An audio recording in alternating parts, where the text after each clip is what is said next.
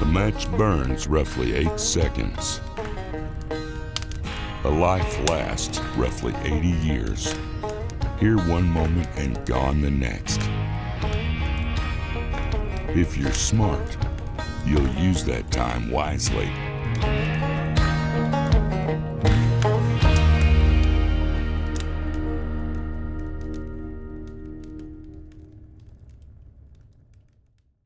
Hello, everyone.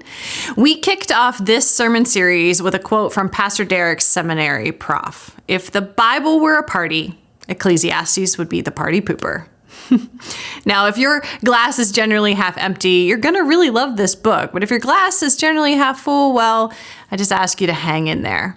I believe it's essential for us to work through this Old Testament wisdom book because it's asking essential questions like, what's the point of living life? What's the point of trying to be wise? What's the point of working hard? What's the point of striving for better? What's the point?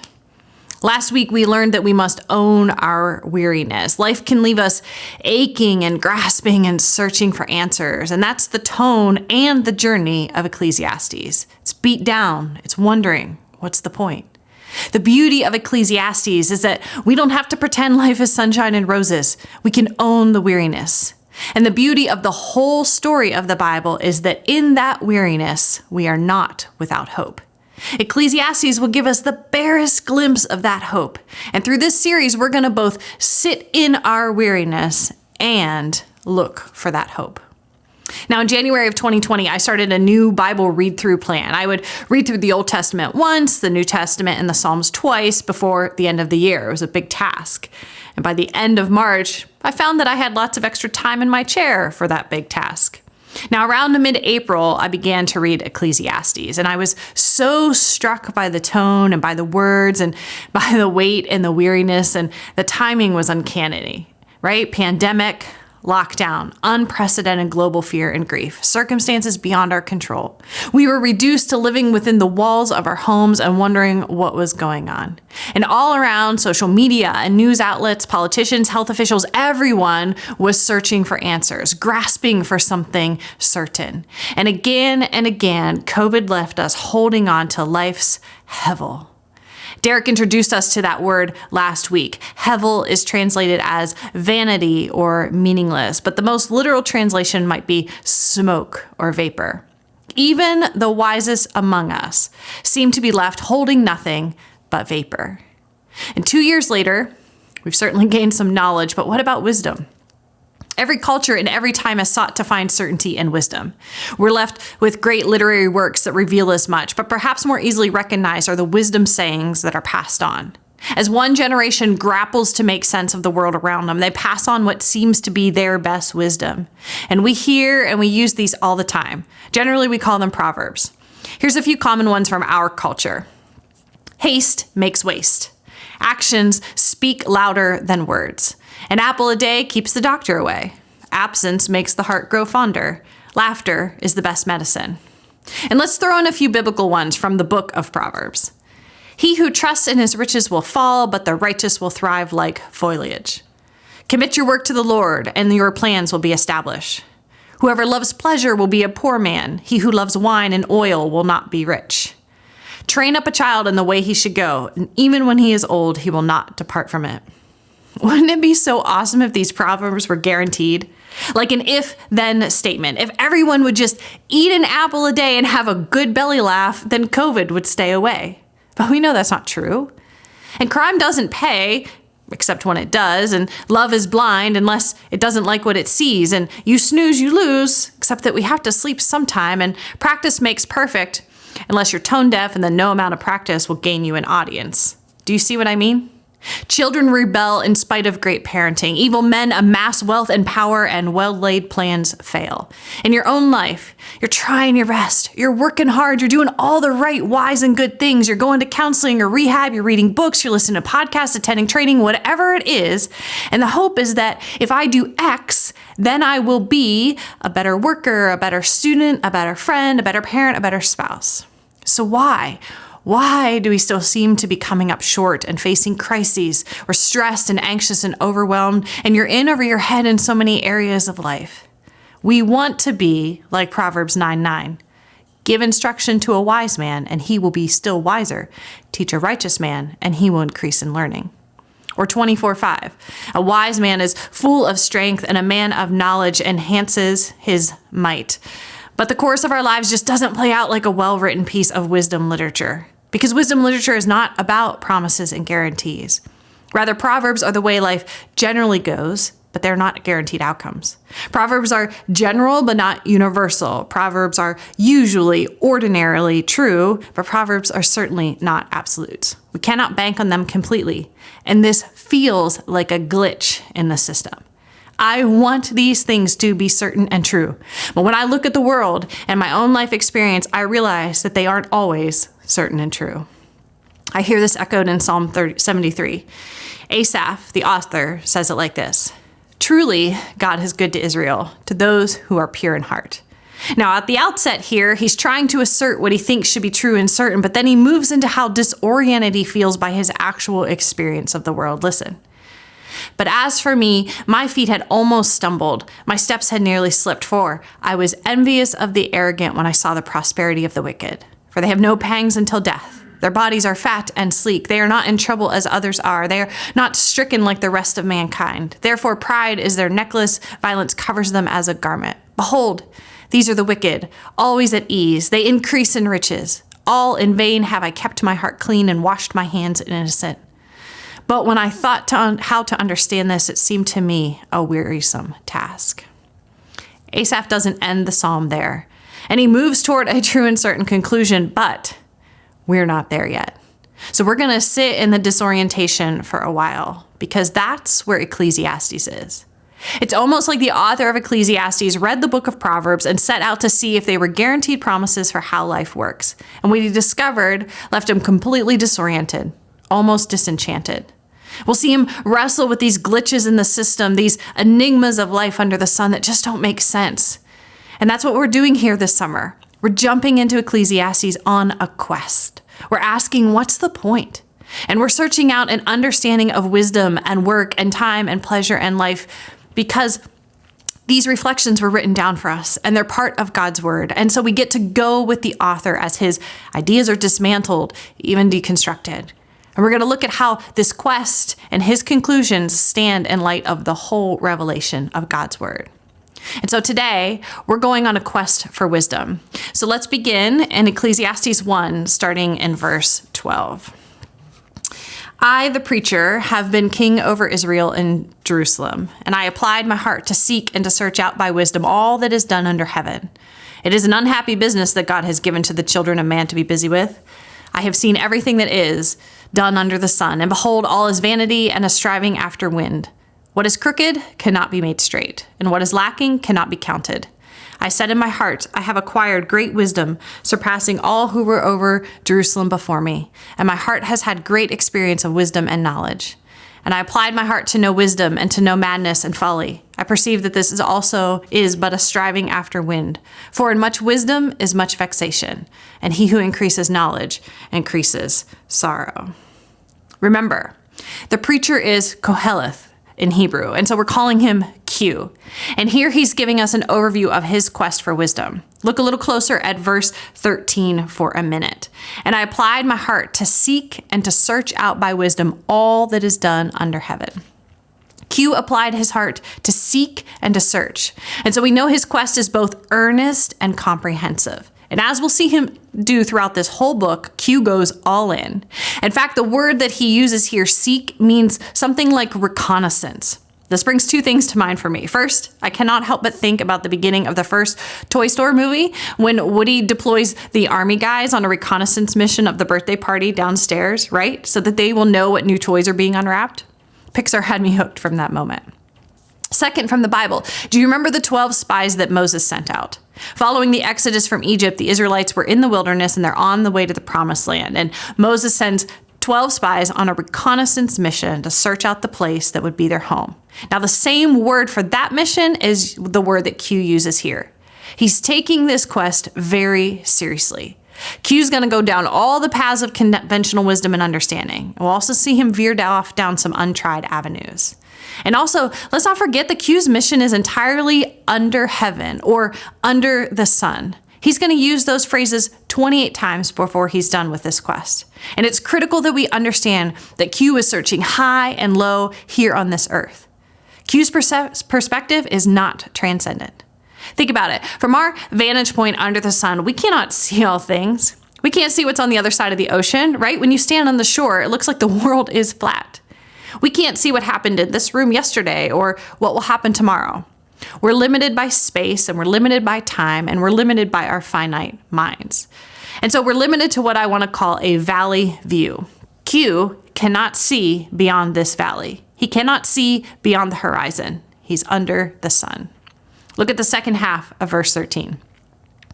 It is an unhappy business that God has given to the children of man to be busy with. Spoiler alert, what Q has found on his quest isn't all good news. The ESV translation of the Hebrew uses the phrase unhappy business. Other translations say a heavy burden, tragic existence, sorry task, grievous task, miserable task, painful occupation, miserable fate, bad business, and my favorite, a sore travail. Listen to the Amplified Bible. And I set my mind to seek and explore by man's wisdom all human activity that has been done under heaven. It is a miserable business and a burdensome task which God has given the sons of men with which to be busy and distress. Q realizes that his quest has been a miserable one. It's a preoccupation and a burden. Trying to understand life has left him restless and struggling to find any enjoyment. He's weary. It's become this obsession, this effort to grasp and understand what's happening under the sun. And I wonder if this isn't the burden for all of us. If this isn't part of the curse connected to the fall in Genesis 3. Do you remember? Satan tempted Eve to doubt that what God had given her and Adam was enough. He tempted her with more, that eating from that tree of knowledge would satisfy something that she actually didn't lack. And Adam and Eve and all of us since, we've been cursed with this insatiable desire to know and understand that which cannot be fully known and understood by our finite created minds. And as we'll see, this quest will leave Q miserable, and it's going to leave us miserable as well. Except that there is hope. And that's our big idea today. Infinite wisdom is beyond you, but within him. Now you're going to have to stick with me all the way to the end today to get to that hope. I want us to wrestle with the hard things, but I don't want to leave us as miserable as Q. So bear with me as we make 3 stops on Q's quest for wisdom. These stops are like the hypotheses of a good scientific experiment. Based on common knowledge, these things should be true, right? Well, let's see what Q discovers. So Q's first stop, his first hypothesis. Surely to be wise is better than to be foolish or wicked. Go ahead and look at Ecclesiastes chapter 2, starting in 12.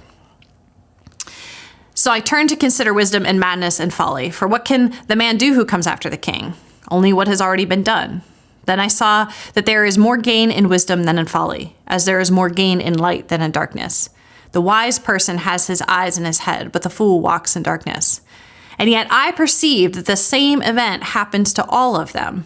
Then I said in my heart, what happens to the fool will happen to me also. Why then have I been so very wise? And I said in my heart that this also is vanity. For of the wise as of the fool there is no enduring remembrance. Seeing that in the days to come all will have been long forgotten. How the wise dies just like the fool.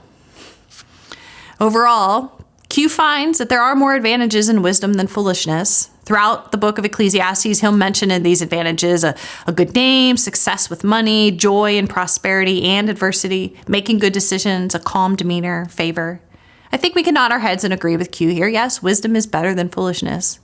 And yet, he also finds that wisdom ultimately fails him. In the end, Q and his wisdom will die, just like the fool and his foolishness. The final fate of Q's life, of all of our lives, will be death, whether we're wise or foolish, and even more disheartening, while still living, Q sees that wisdom doesn't always rise above. Look at chapter 3, verse 16. Moreover, I saw under the sun that in the place of justice, even there was wickedness, and in the place of righteousness, even there was wickedness. Even where people work for justice and good, there's no fail-safe formula for life and wisdom. Practical wisdom is of some value, absolutely, but is not a guarantee of success. Life's risky, and those risks can never be entirely eliminated under the sun. I know you've experienced this. A financial advisor gives you wise advice, but a recession upends your carefully made plans. Might as well not have saved those pennies. You mask, you get vaccinated, you get boosted, you avoid the crowds, and yet still somehow you've got COVID. And you've missed out on time with family and friends, and you're sick. It's so discouraging. You worked hard for good grades, you joined the right clubs, you served the community, and you still didn't get into the university you wanted. So why didn't you just spend more time having fun? You were the proverbial early bird. You didn't get that darn worm. Might as well just sleep in next time. Infinite wisdom is beyond you. So what do we do with this inconsistency in our world? I mean, what's the point of being wise? Great question. And not one that Q is ready to answer. He's going to leave us wrestling, saying, "For in much wisdom is much vexation." And he's going to continue on his quest. So here's Q's second stop on the quest for wisdom, his second hypothesis. Surely wisdom can understand the times and the seasons. Now this takes us to probably the most well-known passage from the book. The birds even wrote a song. Remember, turn, turn, turn? So look at Ecclesiastes 3 with me. For everything there is a season and a time for every matter under heaven, a time to be born and a time to die, a time to plant and a time to pluck up what is planted, a time to kill and a time to heal, a time to break down and a time to build up, a time to weep and a time to laugh, a time to mourn and a time to dance, a time to cast away stones and a time to gather stones together, a time to embrace and a time to refrain from embracing, a time to seek and a time to lose, a time to keep and a time to cast away, a time to tear and a time to sow, a time to keep silence and a time to speak, a time to love and a time to hate, a time for war and a time for peace. This passage is usually understood to mean that there are appropriate moments for everything and every action, and that even an objectionable situation or season can be beautiful in its own way. In other words, we generally interpret this through the lens of human determination and personal agency, individual discernment, and choice. And in that sense, it seems like such a beautiful poem. But this isn't the Psalms. This is Q. So a little less Jane Austen, a little more Bronte sisters, less Toy Story and more Beetlejuice. And surprise, surprise, the message here is actually fairly bleak. In the context of his quest for wisdom, Q is pointing out that times and seasons are not about our decisions or our actions. Rather, they're about God's activity in this world and our response to his work. Q doesn't come close to exhausting the list of activities and events we face, but his list represents a whole slew of examples of seasons and situations in life in which we have some, but not ultimate control. Look at that list: birth, death, love, war, gain, loss. Q's list is a reminder that we don't choose these things or their timing.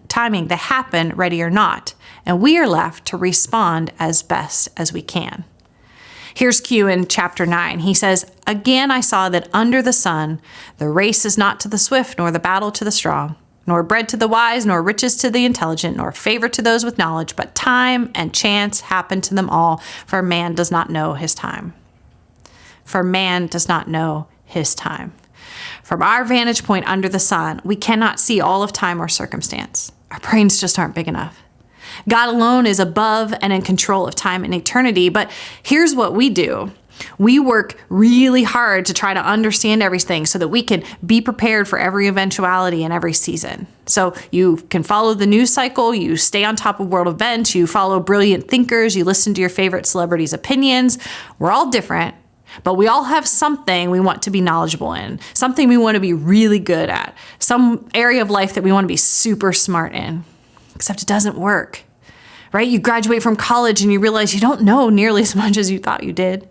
You finally land your dream job only to realize that it's missing parts of the dream. You get married to your dream boat and your happily ever after becomes happiness once in a while. You buy your dream house and the furnace quits working on the coldest day of the year. We want it all, and we go to great lengths to earn and achieve, learn and plan to have it. And just when it's within our reach, it's hevel, it's vapor, it vanishes. And that's what Q is talking about. And I think we should listen.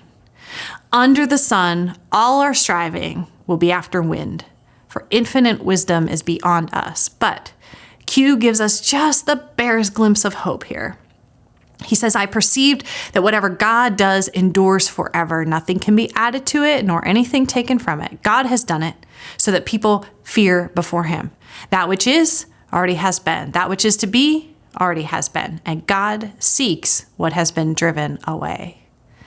Unlike us, God is sovereign and transcendent. He's outside space and time. He determines, and we don't understand, but we can trust that he will take care of what has been driven away. These are the things that are beyond our grasp, like why our best laid plans go awry, or why the small business owner who tries to make all the right decisions finds himself bankrupt, or why someone choosing a healthy lifestyle is diagnosed with a rare disease, or why your neighbor who's so generous is treated so badly by her kids. Q is not giving us the answers to these enigmas. His wisdom is failing him, but he's hoping that that though infinite wisdom is beyond him, it's within God. Now, Q is not satisfied, so he's going to continue his quest for wisdom. And if you follow the reading plan on YouVersion, and I encourage you to find it by searching Who is Grace in the app, you'll read every word of Ecclesiastes, and you'll find Q looking high and low for wisdom in justice, in work, in loneliness and companionship, power, oppression, wealth, the future, youth, old age, and more. For right now, though, we've got to move on. And so here's Q's third stop, his third hypothesis on his quest for wisdom. Surely a wise man is remembered. Let's read Ecclesiastes 9, starting in verse 13. I have also seen this example of wisdom under the sun, and it seemed great to me. There was a little city with few men in it, and a great king came against it and besieged it, building great siege works against it. But there was found in it a poor wise man, and he by his wisdom delivered the city. Yet no one remembered that poor man. This is an interesting little story that Q tells. It's a tale of a little city and a few men versus a great king and his great siege works. And that little city should be doomed, except that a poor wise man is the hero of the day and saves his little city. It turns out that neither the king nor his siege works were as great as the wisdom of that poor man. I mean, songs should be written about this guy, and paintings commissioned, and stories told from generation to generation. And yet, somehow, the heroic poor man and his great wisdom, they're forgotten. I mean, how's that possible? How's it possible that the pharaohs of Egypt could have forgotten that Joseph's wise planning saved them from great famine and death? How's it possible that the Israelites could have forgotten how God wisely achieved their great rescue from slavery in Egypt? How's it possible that your company could forget how you contributed to their success? How could your kids forget all you did for them? How could they forget? How could we? And yet forget they did and forget we do. And though that is so depressing, Q offers his commentary on the forgotten wise man's story. In verse 16, he says, "But I say that wisdom is better than might, though the poor man's wisdom is despised and his words are not heard." Can you hear Q's big sigh there? I mean, I guess wisdom is better. It does have some value. Like a consolation prize. You participated in life. Hurrah. And that's it. This brings a depressing end to Q's hypotheses. Surely to be wise is better than to be foolish or wicked. Surely wisdom can understand the times and seasons. Surely a wise man or woman is remembered. Q wraps up his quest for wisdom with his conclusion. Wisdom will only take you so far before you hit a dead end. Q says this in chapter 7. "All this I have tested by wisdom. I said, I will be wise, but it was far from me. That which has been is far off and deep, very deep. Who can find it out?" All that work, all that dedication and time and effort striving, only to be left grasping the vapor. So I hated life because what is done under the sun was grievous to me, for all is vanity and a striving after wind. Infinite wisdom is beyond us. If I stopped us there, it would be a depressing end to this day. But I promise that if you stuck it out, we would find the hope. And there is hope. Remember, Q's perspective is under the sun. He's got that valley view on life. He's a man of the BC. And we are a people of the AD, of the new covenant. And so we feel the angst of Q's quest and the despair of his journey because we live in the same broken world. Because we've experienced all of that. We've experienced exhaustion and we are weary. But we don't have to resign ourselves to the hevel, to the vapor. For we know that there is a true conclusion. The Old Testament prophets hinted at it. Again and again, they say this about wisdom. The fear of the Lord is the beginning of wisdom. Even Q reveals some hope. In Ecclesiastes 7, he says, "Be not overly righteous, and do not make yourself too wise. Why should you destroy yourself? Be not overly wicked, neither be a fool. Why should you die before your time? It's good that you should take hold of this, and from that not withhold not your hand. For the one who fears God shall come out from both of them." But it's the prophet Isaiah that points forward to the great hope that's revealed in the birth, the life, death, and resurrection of a Savior. "There shall come forth a shoot from the stump of Jesse, and a branch from his roots shall bear fruit. And the Spirit of the Lord shall rest upon him, the Spirit of wisdom and understanding, the Spirit of counsel and might, the Spirit of knowledge and the fear of the Lord. And his delight shall be in the fear of the Lord." Remember the big idea. Infinite wisdom is beyond you, but within him. Just as the Spirit of the Lord rested upon Jesus, he lives in you. That same Spirit of wisdom and understanding, of counsel and might, of knowledge and fear of the Lord. The Spirit didn't guarantee Jesus a life of comfort and didn't give him an easy path. The Spirit led Jesus to delight in God, in obedience to God, and in a wholehearted commitment to sacrifice himself for the sake of God's purpose and God's kingdom. And so when Jesus walked through the valley of the shadow of death, he looked up to the Father and he saw eternity there. And that's what the fear of the Lord and the Spirit of wisdom does. It draws our eyes up out of the valley of broken things under the sun and to the eternal kingdom of God. When your plans are frustrated and when you are forgotten and when your learning fails you and when you face something that is beyond understanding and when you are out of control, the Spirit in you is greater than the despair of life under the sun. Your journey, your quest through this valley, it may be long and it may be hard, but keep looking up. Beyond yourself, beyond the wisdom of the world, one step at a time, one day at a time, continue the quest. The prophet Jeremiah said to a people lost in the valley, "You will seek me and find me when you search for me with all your heart." And Jesus spoke to a crowd of people on a quest and said, "Ask, and it will be given to you. Seek, and you will find. Knock, and it will be open to you." And so I have just one next step for you this week. Is there a decision you need to make? Or are you in a time or a season that feels out of your control? I want to encourage you to remember that infinite wisdom, it's beyond you, but it's within him. And so will you rely on the wisdom that's found under the sun in this valley to navigate that decision in this season? Or will you raise your eyes to look for wisdom and even more hope in Jesus Christ and his word? Now, at the risk of sounding like a cheesy church sign, wisdom under the sun or the wisdom of the sun. Choose wisely, my friends.